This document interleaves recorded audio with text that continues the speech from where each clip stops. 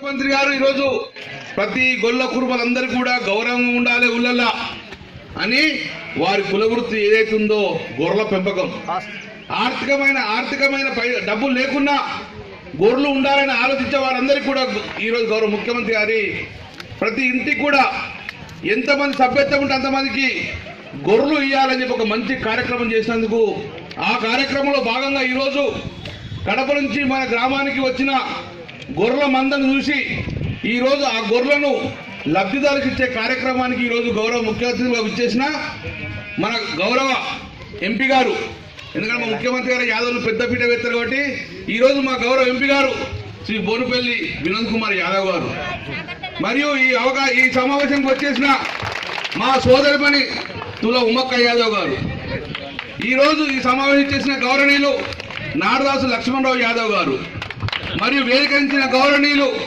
ZP సభ్యులు శ్రీనివాస్ యాదవ్ గారు, MPP గారు వాసాల రమేష్ యాదవ్ గారు, ఈరోజు వేదికరించిన పెద్దలందరికీ మా యొక్క రవీంద్ర రెడ్డి గారు కానీ మా జమీల్ యాదవ్ గారు, కోఆప్షన్ సభ్యులు గారు మా జమీల్ యాదవ్ గారు. మేము ఎందుకు యాదవ్ అంటే మా ముఖ్యమంత్రి గారు ఒక సామెత చెప్పిండు.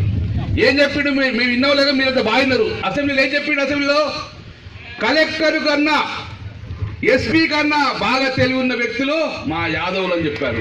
మరి ఎట్లా సార్ అని అడిగితే ఒకవేళ నేను చిన్నగా ఉన్నప్పుడు నా కొడుకు పుడితే ఆ గొర్రెను తీసుకుపోయి కొడుకు పుట్టంగానే ఓ గొర్రె పిల్లను కొని ఆ మందల పెట్టచ్చు, పలానా బీరాయికి ఇచ్చదు, బీరాయ ఈరోజు నా కొడుకు పుట్టింది కాబట్టి ఈ గొర్రెను మేపుకో, నేను మళ్ళీ వచ్చినప్పుడు ఇవ్వని చెప్తే ఆ గొర్రెను తీసుకుపోయి అక్కడ ఎత్తాడు. అప్పటికే 100-1000 గొర్రెలు ఉంటాయి. మళ్ళీ సంవత్సరం పోయి మళ్ళీ మేము పోయి అడిగి బీరాయ మరి నా కొడుకు పుట్టినప్పుడు నీ గొర్రె ఇచ్చి కదా, ఆ గొర్రె ఎంత పెద్ద పెరిగిందంటే ఉర్రికి పోయి ఆ గొర్రెను పట్టుకొచ్చే తెలివి ఈరోజు ఆ యాదవ్ కుటుంబాలకు ఉందని చెప్పి గౌరవ ముఖ్యమంత్రి చెప్పారు. కాబట్టి ఆ తెలివి ఎవరికి రాదు.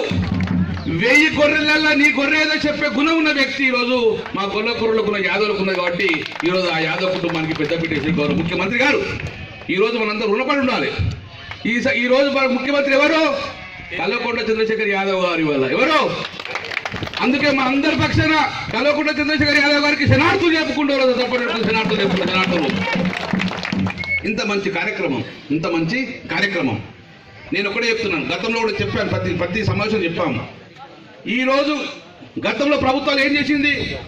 శర్రబుత్కూరులో 160 సభ్యత్వం ఉండే, కానీ 160 సభ్యత్వం ఏకడిస్తా అని చెప్పి ఒక 10 సభ్యత్వాలు ఇస్తుండే. 10 మందికే నీకు పింఛన్ అంటూ 10 మందికే నీకు లోన్ అంటుండే. ఆ లోన్ తీసుకుపోయి గవర్నమెంట్ బ్యాంకులకు చెప్తుండే. మీరు చెప్పులు అడిగినా కానీ బ్యాంకులో మొత్తం లోన్ ఇచ్చే పరిస్థితి లేకుండే. ఆ బ్యాంకు లోన్ ఇవ్వకు, నీ ఇంటికి గొర్రె రాకపో, గొర్రె కాద్దామంటే గొర్రె లేవు. కానీ ముఖ్యమంత్రి నీకు బ్యాంకులు వద్దు, రద్దు, ప్రభుత్వమే డైరెక్ట్ నీకు 97,500 రూపాయలు సబ్సిడీ ఇస్తుంది. కాబట్టి ఈ బ్రహ్మాండమైన అవకాశం మీరు ఉద్యోగం చేస్తున్నాం. అందుకే ఈరోజు మీ దగ్గర 160 మంది సభ్యత్వం ఉంది. కానీ 160 మంది సభ్యత్వానికి 20 గొర్రెలు ఒక పొట్టె ఇస్తాం. మరి ఒకటేసారి తెలంగాణ మొత్తం ఇన్ని గొర్రెలు దొరకాయి.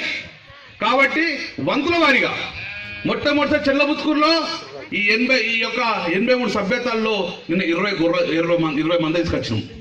రేపు మళ్ళా పోతాం, మళ్ళీ 20 తీసుకొస్తాం, మళ్ళీ పోతాం, మళ్ళీ 20 తీసుకొస్తాం, మళ్ళీ పోతాం, మళ్ళీ 20 తీసుకొస్తాం.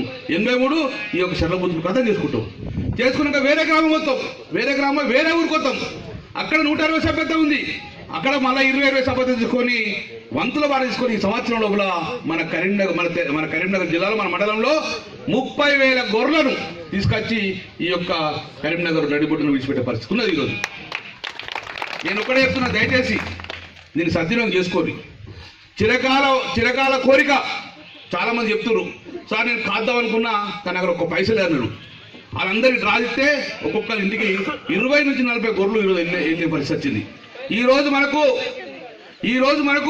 400 గొర్రెలు వచ్చినాయి, 20 పొట్టేళ్ళు ఈరోజు మన ఊరికి వచ్చినాయి. ఇంకా కూడా మరి మిగతాలకు అనుమానం ఉంది, అవి వీళ్ళకి వచ్చినాయి, మరి రేపు మొత్తం కట్టాలనేటప్పుడు మా ఏడి గారు చెప్తారు, మీరు ఇవాళ డీడీలు తీయాలి, మళ్ళీ మీరు 30,000 రెడీ అయినా పైసలు ఆ 30,000 డీడీ తీయాలి. వాళ్ళ తీసి మళ్ళీ ఎట్టుకోవడు కడపకు పోవాలి, ఒక బండి ఇటు రావాలి, ఒకరు బస్సు ఎక్కాలటు, ఒక 3 బండ్ల నుంచి వస్తాయి, ఒక 20 మంది అటు వెళ్ళి చెల్లబుత్తుకు కథం చేసుకోవాలి.